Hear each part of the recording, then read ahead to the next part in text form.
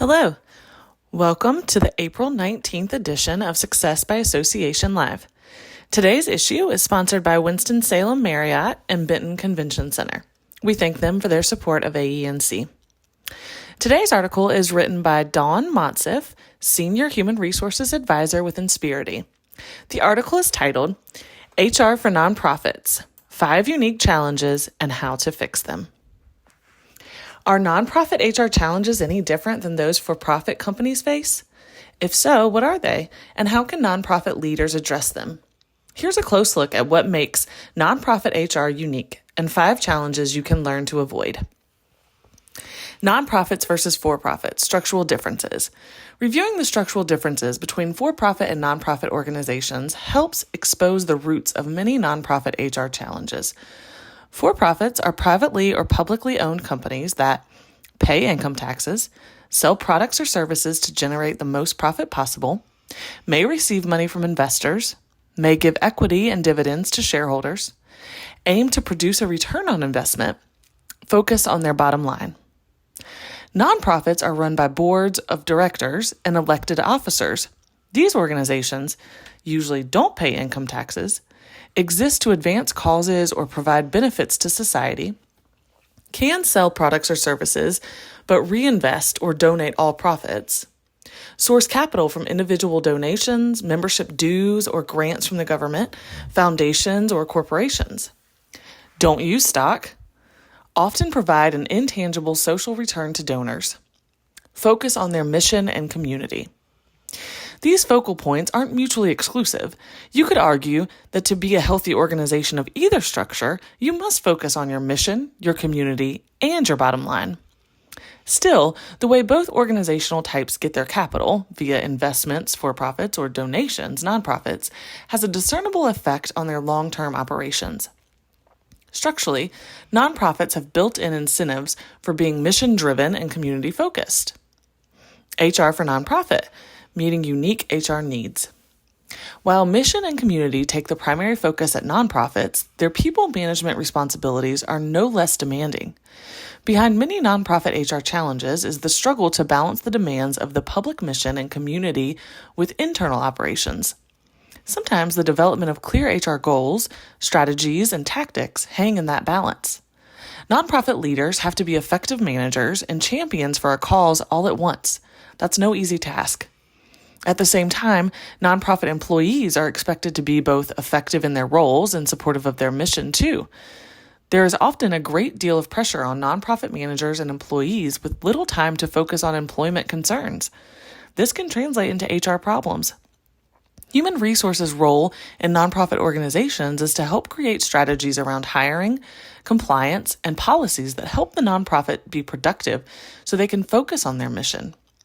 Here are 5 specific nonprofit HR challenges you might encounter and how you can start addressing them today. 5 nonprofit HR challenges business can overcome. Challenge 1, employment law compliance. Sometimes nonprofit companies, especially small organizations, assume that they don't need to worry about state or federal employment laws. But just because nonprofits are tax exempt doesn't mean they are labor law exempt too. Whether you're working to make a profit or make a difference, if there are people in your organization who are treated as employees, the applicable employment and labor laws protect them. The Department of Labor enforces more than 180 laws concerning pay practices, accurate employment records, paid time off, leaves of absence, and more. And that doesn't count state or local labor laws. Because maintaining labor law compliance is complicated and the laws are always changing, it's wise to plan how you'll stay informed and how your nonprofit will adhere to the requirements. You can start by finding a reliable source for news and best practices, such as your state's nonprofit association. You can also get outside support from an employment lawyer or professional employer organization, or PEO. And don't miss the next nonprofit HR challenge on this list. It's an especially important compliance issue to keep in mind. Challenge 2, volunteer and employee classification. Due to the potential for mistakes, one area of compliance that all businesses need to understand is worker classification. For example, employee or independent contractor. These can get especially tricky at nonprofits because of the frequent staffing turnover because of the use of volunteer labor. Nonprofit managers must carefully decide whether staff members are acting as employees or volunteers. This isn't as easy as it sounds because individual workers may occasionally move between categories. For example, nonprofits might have employees who want to serve as volunteers as well, like an employee who wants to help at a special event. FLSA compliance. Before allowing someone to volunteer, especially someone who's also an employee, it's important to understand how the Fair Labor Standards Act, or FLSA, defines volunteers. According to the FLSA, volunteers freely offer their help without thinking they might be paid or actually receiving compensation. Their services are usually part-time and they don't displace regular employees or perform their work. The FLSA also prohibits a nonprofit's paid employees from volunteering to perform the same tasks they're already employed to perform on a day-to-day basis. Revisiting the example above, suppose you have a paid employee who wants to serve as a volunteer at your annual gala.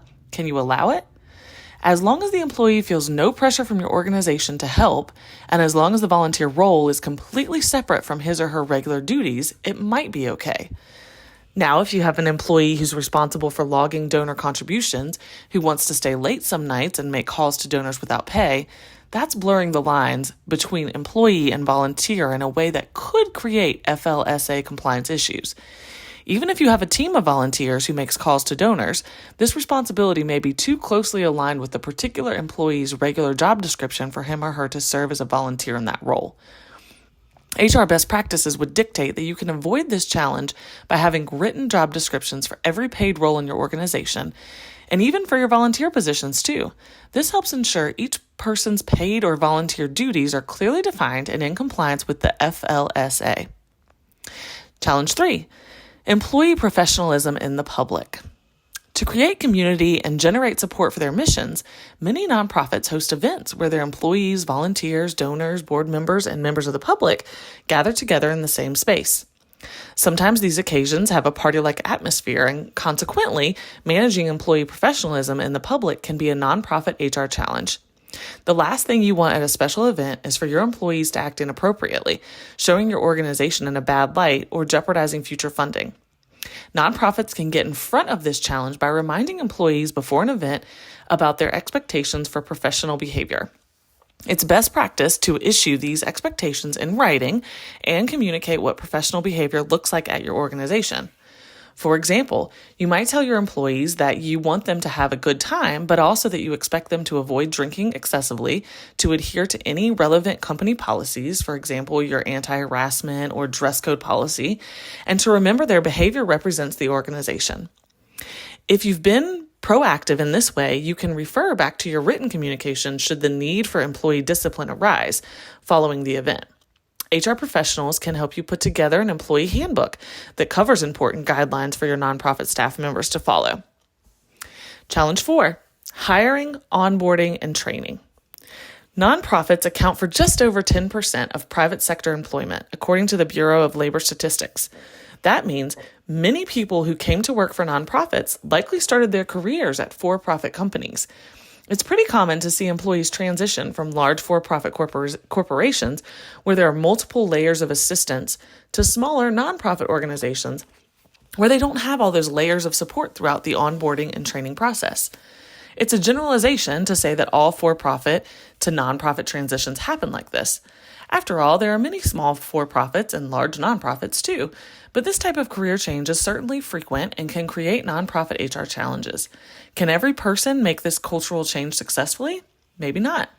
Sometimes nonprofits hire employees from the for-profit world who have great skills, but unfortunately, it wasn't realized during that hiring process that those skills won't translate very well into the nonprofit world. When new employees fail to adapt quickly enough to a new role, it becomes a standard performance management issue for the nonprofit. The HR manager or board of directors can initiate a performance improvement plan, defining where the employee is lacking and giving that person an opportunity to improve. If you have HR functions such as employee coaching and performance improvement systems in place, handling these issues is routine rather than disruptive. Challenge 5, leadership changes. Change at the top of an organization is universally difficult, particularly when it's an abrupt or unexpected change. At nonprofits, where key leaders are often very intertwined with the donor community and the public, management changes can be especially complex. Whether a nonprofit leader leaves due to termination, retirement, or pursuing another opportunity, the longer he or she has served at the helm of an organization, the more attached the community may have become to that person. As a result, helping leaders exit nonprofit organizations gracefully involves more than just offering fair severance or retirement packages. At nonprofits, exiting leaders are often included in how an organization communicates the departure to the community.